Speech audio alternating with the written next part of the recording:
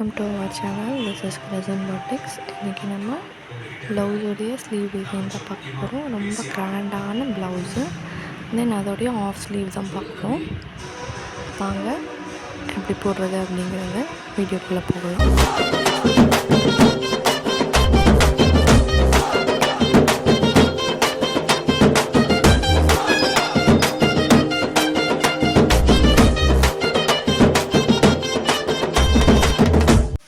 Hello guys, இன்றைக்கி நம்ம ப்ளவுஸோடைய sleeve design தான் பார்க்க போகிறோம். வாங்க ஸ்லீவ் பார்க்கலாம். பார்க்குறதுக்கு முன்னாடி இது வரைக்கும் சப்ஸ்கிரைப் பண்ணாமல் யாராச்சும் பார்த்துட்ருக்கீங்க அப்படின்னா சப்ஸ்கிரைப் பண்ணிக்கோங்க. பக்கத்தில் இருக்க பெல் பட்டனையும் கிளிக் பண்ணிக்கோங்க. அப்போ தான் டெய்லியும் போடுற வீடியோ உங்களுக்கு நோட்டிஃபிகேஷனாக உங்கள் மொபைலுக்கு ரீச் ஆகும். தென் உங்களுக்கு ஏதாச்சும் டவுட்ஸ் இருந்துச்சு அப்படின்னா கமெண்ட் பாக்ஸில் லீவ் பண்ணுங்கள். உங்களுக்கு ஆர்டர் ப்ளேஸ் பண்ணணும் அப்படின்னா ப்ரெசன்ட் பாட்டிக்ஸ் இன்ஸ்டா ஐடியை காண்டாக்ட் பண்ணுங்கள். வாங்க இந்த வீடியோவில் எல்லா வீடியோவோடைய மிடில்லையும் நம்ம டிப்ஸ் அண்ட் ட்ரிக்ஸ் வச்சுருப்போம். ஸோ எண்டு வரைக்கும் ஸ்கிப் பண்ணாமல் பாருங்கள். அப்போ தான் எப்படி போடுவோம் அப்படிங்கிறது தெரியும். தென் உங்களுக்கான டிப்ஸும் ட்ரிக்ஸும் மிஸ் ஆகாமல் உங்களுக்கு ரீச் ஆகும்.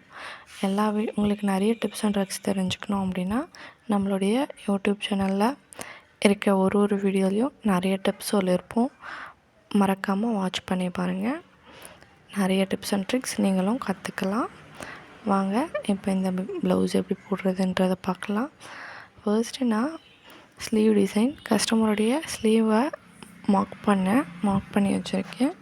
தென் ஆஃப் ஸ்லீவ் தான் இவங்க கேட்டிருந்தாங்க என்கிட்ட. 7 லைன்ஸ் சரி த்ரெட்டில் செயின் ஸ்டிச் போட்டிருக்கேன். செயின் ஸ்டிச் போட்டதுக்கப்புறமா இப்போ நான் சுகர் பீடில் 2 சுகர் பீடாக போட்டுட்ருக்கேன். நான் ப்ளவுஸையும் லைனிங்கையும் ஜாயின் பண்ணி தான் வச்சுருக்கேன். ரெண்டுமே ஒரே கலரு. ஸோ அதனால் உங்களுக்கு தெரியலன்னு நினைக்கிறேன். சரி த்ரெட் போகிறதுக்கு இந்த சைடில் இருக்கிறது லைனிங்கு, அப்போசிட்டில் இருக்கிறது கிளாத்து. ஸோ அதனால் நான் இதில் மார்க் பண்ணி தான் ஜாயின் பண்ணி தான் லைனிங்கு கிளாத்தை ஜாயின் பண்ணி தான் வச்சுருக்கேன். பாருங்கள், ஜாயின் பண்ணால் நான் 4 லைன்ஸ் தான் போடுவேன். பட் இதில் நான் 7 லைன்ஸ் கொடுத்துருக்கேன். செயின் ஸ்டிச் கொடுத்ததுக்கப்புறம் சுகர் பீடை 2 பீட்ஸாக தான் இப்போ நான் ஸ்டிச் பண்ணிகிட்ருக்கேன். பாருங்கள் எப்படி ஸ்டிச் பண்ணுறேன் அப்படின்னு சொல்லிட்டு பிகினர்ஸ்க்கும் தெரியணுன்றதுக்காக ரொம்ப பொறுமையாக தான் நான் உங்களுக்கு காமிச்சிருக்கேன் ப்ரொசீஜர் எப்படி பண்ணுறேன் அப்படிங்கிறத. இப்போது ஃபர்ஸ்ட் லைனு சுகர் பீடை நான் ஃபினிஷ் பண்ணதுக்கப்புறமா 4 mm பீடு தான் செகண்ட் லைனில் கொடுக்குறேன். பாருங்கள் எப்படி கொடுக்குறேன் அப்படிங்கிறத. சிங்கிள் பீடாக தான் 4 mm பீடை கொடுத்துட்டு வரேன். பிகினர்ஸ்க்கும் இது ரொம்ப ஈஸியாக இருக்கும்.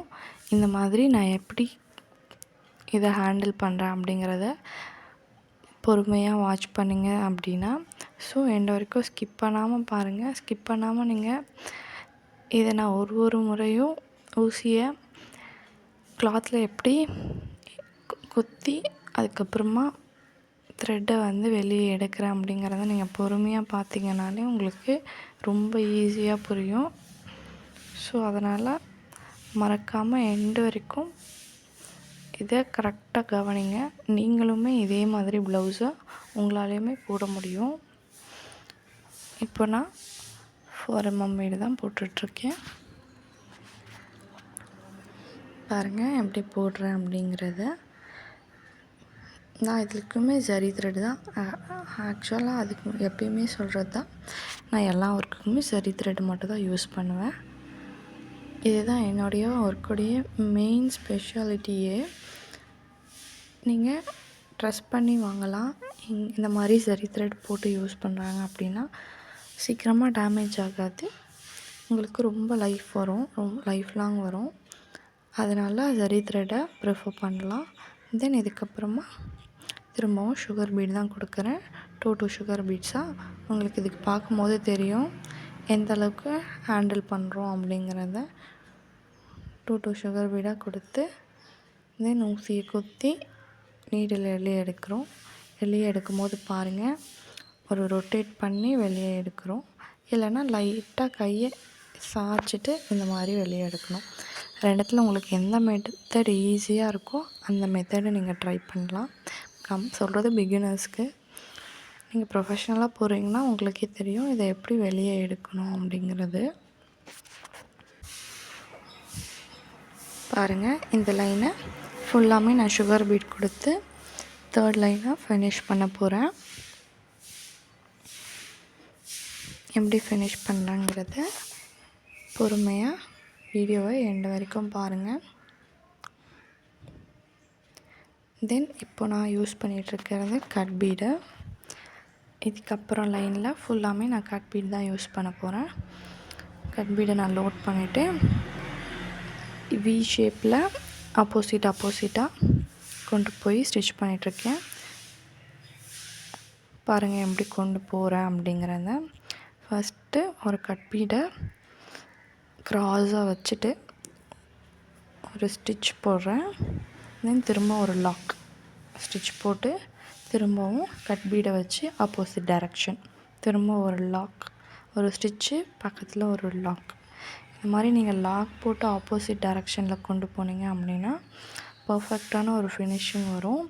லாக் போடாமல் கொண்டு போயிட்டீங்க அப்படின்னா பர்ஃபெக்டாக இருக்காது. ஸோ அதனால் அதை கொஞ்சம் கேர்ஃபுல்லாக பாருங்கள். நீங்கள் கட் பீடு கொடுக்கும்போது லாக் போடுங்க. கட் பீடுன்னு இல்லை, எந்த பீடை நீங்கள் ஃபினிஷ் பண்ணுறதுனாலும் ஒரு லாக் கொடுத்துட்டு அதுக்கப்புறமா ஃபினிஷ் பண்ணுங்கள். ஸ்ட்ரெயிட் லைனாக இருந்தால் ப்ராப்ளம் கிடையாது. இந்த மாதிரி க்ராஸ் லைனு இல்லை வேறு ஏதாச்சும் ஆங்கிளில் நீங்கள் ஸ்டிச் பண்ணுறீங்க அப்படின்னா ஒரு சின்ன லாக் கொடுத்துட்டு அதுக்கப்புறமா ஸ்டிச் பண்ணுறது பெஸ்ட்டாக இருக்கும். ஏன்னா டேர்ன் ஆகுது ஒரு இடமும்.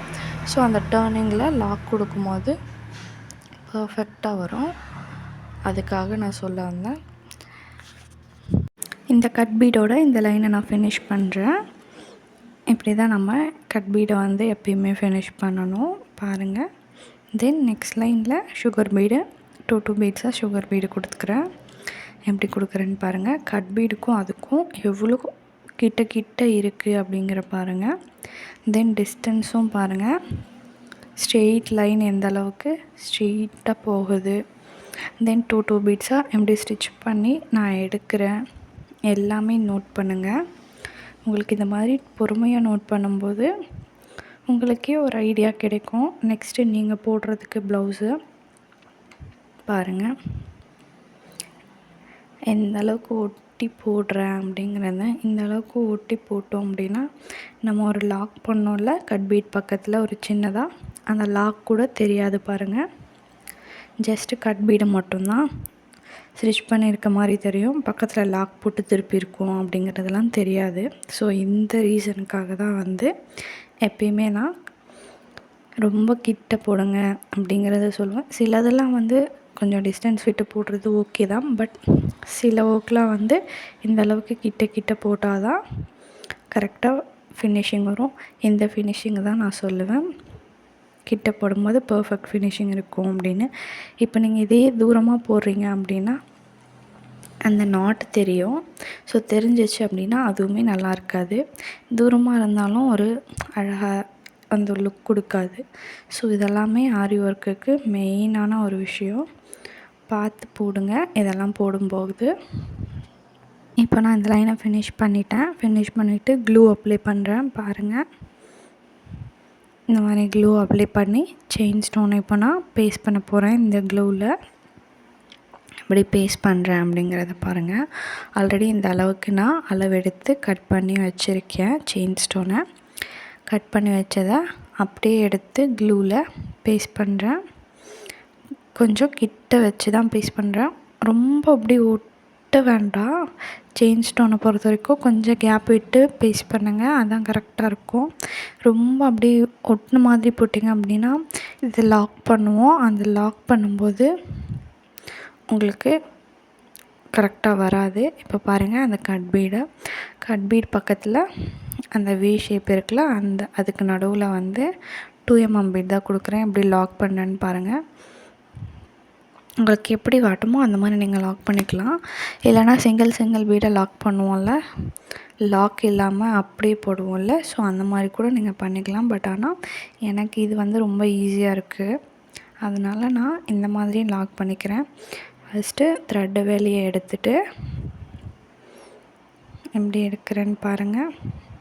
வெளியே எடுத்து 2mm பீடை உள்ளே விட்டுட்டு தென் ஒரு லாக் பக்கத்துலேயே ஒரு குட்டியாக ஒரு லாக் எடுத்து பழைய நூலில் எண்டை நாட் போட்டேன். எவ்வளோ இதுவாக போடுறேன்றதை பாருங்கள்.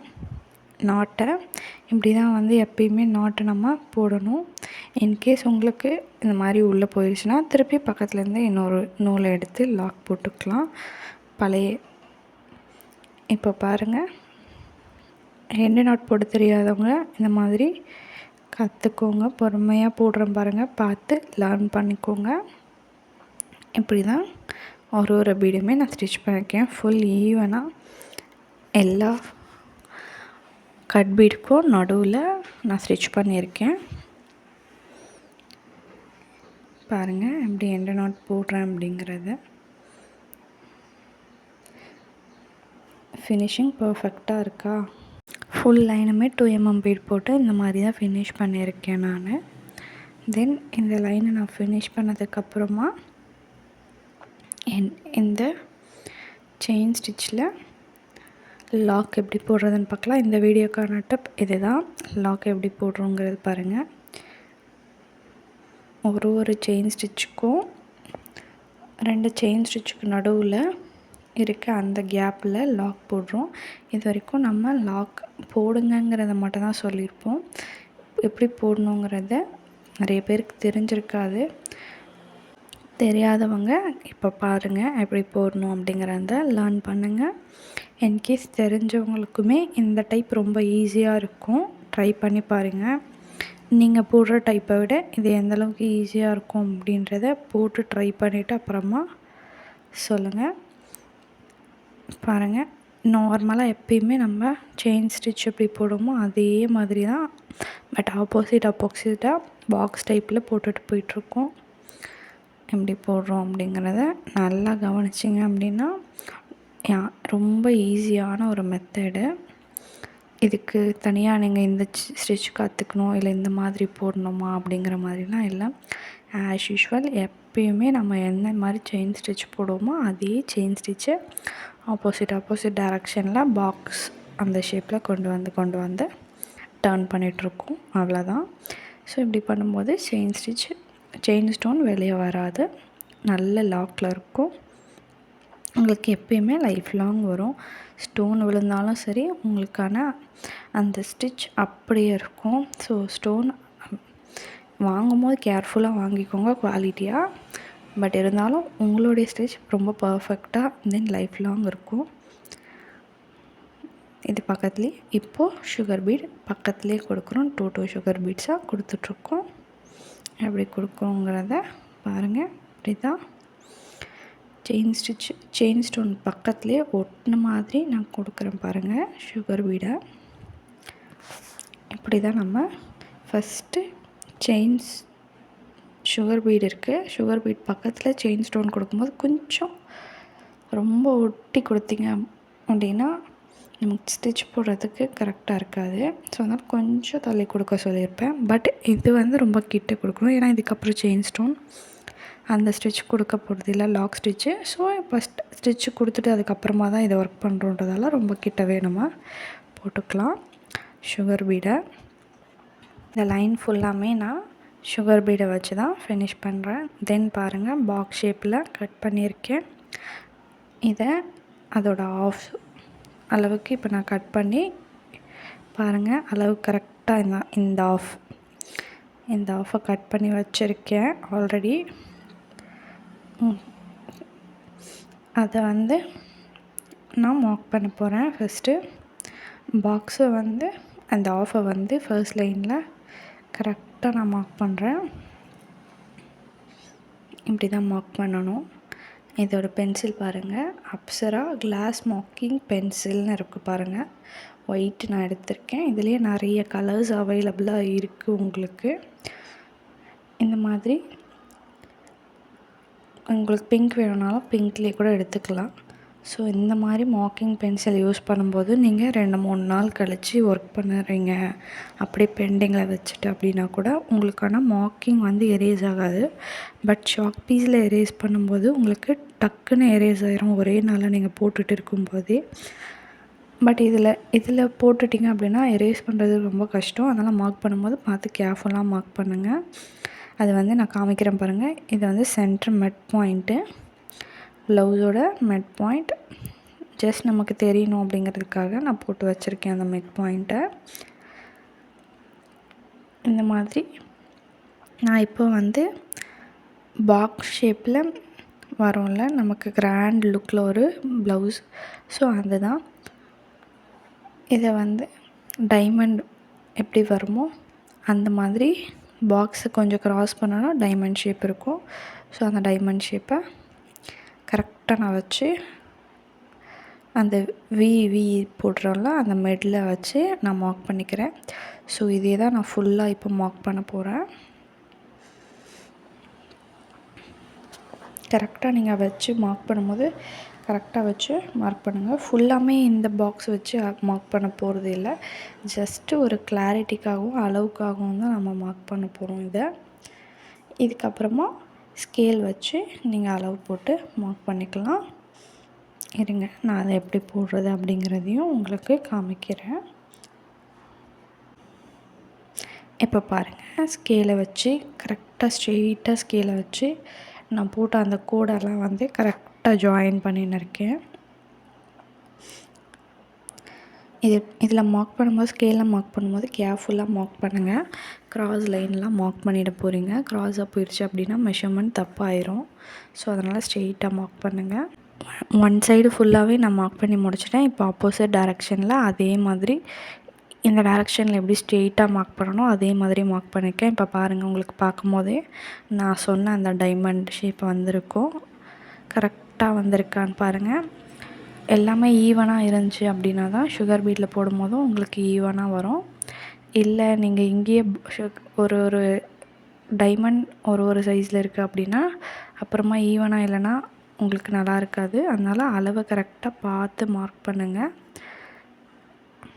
தென் இப்போது சுகர் பீட்டில் 2 பீட்ஸாக அந்த லைன்ஸில் சுகர் பீட் கொடுக்குறோம்.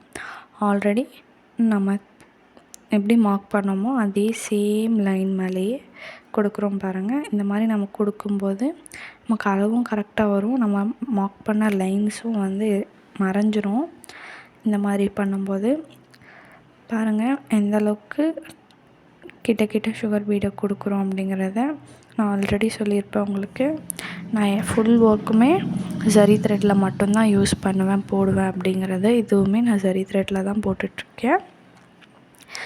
ஆக்சுவலாக இந்த லைன் போடுறது உங்களுக்கு ரொம்ப ஈஸியாக இருக்கும். ஏன்னா உங்களுக்கு எந்த ஒரு டிஸ்டர்பன்ஸும் இருக்காது இந்த லைன் போடும்போது. ஸோ ஸ்ட்ரெயிட்டாக நீங்கள் எப்பயும் போல் நார்மலாக போட்டுகிட்டே வந்துடலாம். 2 பீட்ஸாக. பட் ஆப்போசிட் லைன் போடும்போது தான் கொஞ்சம் டிஃபிகல்ட்டாக இருக்கும். நார்மலாக போடுறவங்களுக்கு ஓகே தான், அது ஒன்றும் பிரச்சனை கிடையாது. இன்கேஸ் புதுசாக போடுறாங்க அப்படின்னா அவங்களுக்கு கொஞ்சம் டிஃபிகல்ட்டாக இருக்கும் இந்த ஒர்க்கு. ஃபர்ஸ்ட் லைனை எப்படி போட்டோனோ அதே மாதிரி தான் ஃபுல் லைனுமே 2 பீட்ஸாக நம்ம சுகர் பீடை கொடுக்கணும். ஃபர்ஸ்ட் லைன் காமிச்சேன். இப்போ பாருங்கள் செகண்ட் லைனு சேம் அதே பேட்டர்னில் தான். ஃபர்ஸ்ட் லைன் எந்த பேட்டர்னில் நான் கொண்டு போனோனோ அதே பேட்டர்னில் தான் செகண்ட் லைனும் கொண்டு வரேன் பாருங்கள்.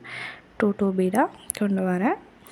ஒரு சிலருக்கு வந்து ஒரு டைரெக்ஷனில் மட்டும்தான் போட முடியும். அந்த மாதிரி இருக்கீங்க அப்படின்னா நீங்கள் ஒரே டைரெக்ஷனில் கூட போட்டுக்கலாம். எனக்கு வந்து 2 டைரெக்ஷன்லேயும் போட வருங்கிறதால நான் டபுள் டைரெக்ஷனில் போட்டேன். இந்த சைடில் போகும்போதும் அப்வர்ட்லேயும் போடுவேன், டவுன்வர்ட்லேயும் போடுவேன். ஸோ அதனால் நான் ரெண்டு டைப்லேயும் போட்டு உங்களுக்கு காமிச்சிட்ருக்கேன். ஸோ உங்களுக்கு அப்வர்டில் மட்டும் தான் போட வரணும், நீங்கள் அதே மாதிரி போட்டுக்கோங்க. திருப்பி ஸ்டார்ட் பண்ணும்போது அதே அப்வர்ட்லேயே ஸ்டார்ட் பண்ணுங்கள். இல்லை எனக்கு 2 அப்வர்ட்லேயும் போடுவேன், டவுன்வர்ட்லேயும் போடுவேன் அப்படின்னா ஒன்றும் பிரச்சனை இல்லை. உங்களுக்கு ஏற்ற மாதிரி நீங்கள் போட்டுக்கலாம். இதை வந்து இந்த ஆங்கிளில் தான் போடணும் அப்படிலாம் இல்லை. ஜஸ்ட் லைன் ஸ்ட்ரெயிட்டாக வரணும், 2 சுகர் பீடாக இருக்கணும், பர்ஃபெக்டாக இருக்கணும், அவ்வளோதான். மற்றபடி இது ஒன்றும் பெரிய விஷயம் இல்லை. தென் இதுக்கப்புறம் ஆப்போசிட் டைரெக்ஷனில் போட போகிறோம். எப்படி போடுறது அப்படிங்கிறத வாங்க பாருங்கள். இப்போது ஆப்போசிட் டைரெக்ஷனில் அந்த பாக்ஸ் அந்த ஷேப் கொண்டு வர்றதுக்காக ஆப்போசிட்டில் போடுறேன். பாருங்கள், நார்மலாக இதுவுமே அதே தான் 2 பீட்ஸாக நம்ம ஸ்டிச் பண்ணிகிட்ருக்கோம். இதை ஸ்டிச் பண்ணி முடித்ததுக்கப்புறமா இப்போது 2 பீடுக்கும் நடுவில் நம்மளுடைய பீடு இருக்குது, நூல் போகுது அப்படின்னா நடுவில் போடலாம். இப்போ பாருங்கள், நான் எப்படி போட்டனோ அந்த மாதிரி நம்ம நூல் போகிற வேல ஒரு நடுவில் ஒரு பீடு இருக்குது அப்படின்னா எப்பயுமே லாக் பண்ணுவோம்ல சிங்கிள் பீடை, அந்த மாதிரி ஒரு லாக் போட்டு ஆப்போசிட் டைரெக்ஷனில் கொண்டு போகணும். அப்படி கொண்டு போனீங்க அப்படின்னா ரொம்ப ஈஸியாக இருக்கும், பர்ஃபெக்டாக இருக்கும் ஃபினிஷிங். பட் இந்த பீடை விட்டுட்டு இப்போ நான் போட்டேன் பாருங்கள், இப்படி தான் லாக் பண்ணணும். இந்த மாதிரி லாக் பண்ணிங்கன்னா தான் ஃபினிஷிங் கரெக்டாக இருக்கும். பட் உங்களுக்கு அந்த மாதிரி லாக் பண்ண தெரியல அப்படின்னு சொல்லிட்டு க்ராஸாக 2 பீடுக்கும் நடுவில் நான் கொண்டு போயிட்டிங்கன்னா க்ராஸாக போயிடும், உங்களுக்கு அந்த பாக்ஸே வராது. ஸோ அதனால் இந்த லாக்கை மட்டும் கொஞ்சம் கேர்ஃபுல்லாக பாருங்கள். அதை தான் சொன்னேன், இந்த சைடில் போடும்போது ஒன்றும் பெருசாக ப்ராப்ளம் இருக்காது, ஆப்போசிட் டைரெக்ஷனில் போடும்போது தான் கொஞ்சம் ப்ராப்ளம்னு. இப்போ நான் போடுறேன் பாருங்கள். உங்களுக்கு உங்களுடைய ஸ்ட்ரெயிட் லைன் வந்து 2 பீடுக்கு இப்போ நான் போட மாதிரி 2 பீடுக்கு நடுவில் வருது அப்படின்னா பிரச்சனை இல்லை. 2 பீடுக்கு நடுவில் நீங்கள் நூலை கொண்டு வந்து ஸ்டிச் பண்ணிக்கலாம். இன்கேஸ் உங்களுடைய ஸ்ட்ரெயிட் லைனில் பீடு இருக்குது அப்படிங்கும் போது நீங்கள் அதை லாக் பண்ணிவிட்டு அப்புறமா தான் ஆப்போசிட் டைரெக்ஷனில் கொண்டு வரணும். இப்போ நான் பண்ண பாருங்கள், இந்த மாதிரி லாக் பண்ணணும். கொண்டு வந்தீங்க அப்படின்னா தான் கரெக்டாக இருக்கும். இன்கேஸ் நீங்கள் லாக் பண்ணாமல் அந்த பீடை விட்டுட்டு அதோட ரைட் சைட்லேயே லெஃப்ட் சைட்லேயே போனீங்க அப்படின்னா அது எப்படி பாக்ஸ் மாதிரி இருக்கும், அது வேறு ஒரு ஷேப்பில் இருக்கும். அது ஒன்று மட்டும் அப்படி இருந்தால் பரவாயில்ல, நிறைய பீடு அந்த மாதிரி பண்ணிங்க அப்படின்னா நீங்கள் எதிர்பார்க்குற ஃபினிஷிங்கே அதில் வராது. அதுக்கப்புறம் கஸ்டமரையும் உங்களால் சாட்டிஸ்ஃபைடே பண்ண முடியாது. அதனால் அது கொஞ்சம் கேர்ஃபுல்லாக பார்த்து பண்ணுங்கள். உங்களுக்கு இதுலேயே நிறைய டிஃப்ரென்ஸ் பார்த்துருப்பீங்க. சிலதெல்லாம் வந்து ஸ்ட்ரெயிட்டாக 2 பீடுக்கு நடுவில், சிலது மட்டும்தான் வந்து அந்த ஸ்ட்ரெயிட் லைனுக்கு நடுவில் பீடு இருக்கும்.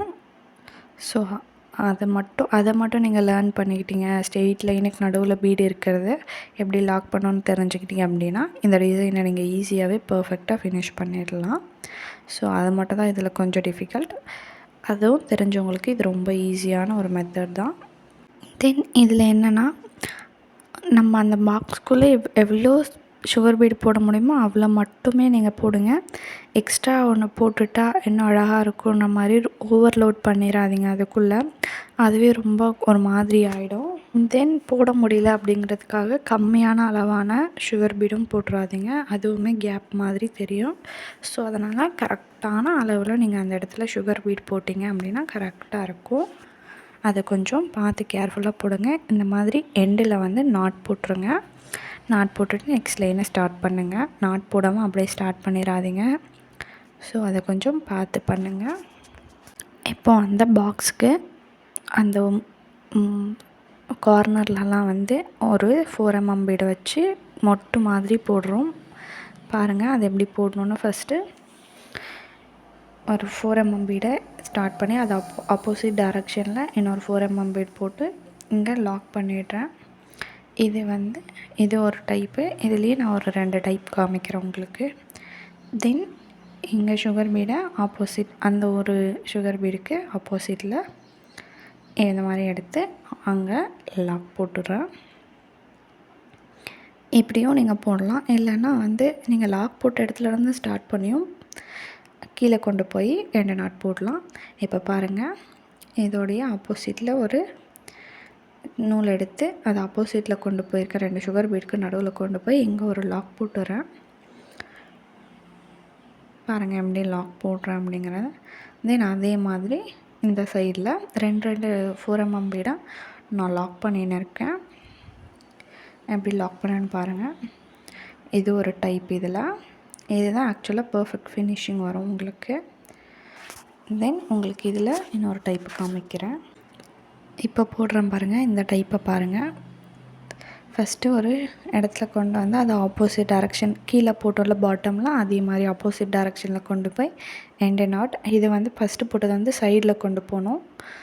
தென் இப்போ எண்டு நாட் அதே மாதிரி ஆப்போசிட் டைரக்ஷனில் 4 mm பீட் போட்டு அதுக்கு ஆப்போசிட்டில் கொண்டு போய் பாருங்கள். இதுக்கு நடுவில் ஒரு லாக் ஒன்று போடுறேன். சப்போஸ் மணி வந்துடக்கூடாது அப்படிங்கிறதுக்காக லாக் போட்டு தென் ஆப்போசிட்டில் இப்போ பாருங்கள் ஆப்போசிட்டாக கொண்டு போனதுக்கு நடுவில் ஒரு பீடு இருக்குது.